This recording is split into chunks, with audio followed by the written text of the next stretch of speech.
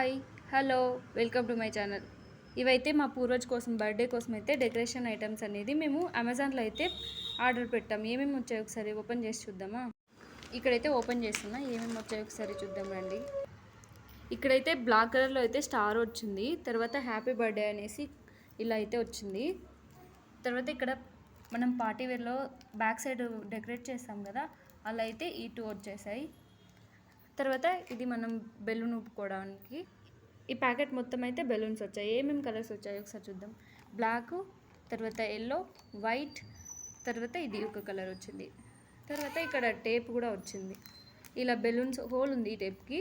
So balloons మనం fill చేసుకున్న తర్వాత హోల్లో పెడితే అది తర్వాత మనం డెకరేట్ చేసుకోవడానికి అవుతుంది. ఇది కూడా ఒక టేప్ వచ్చింది.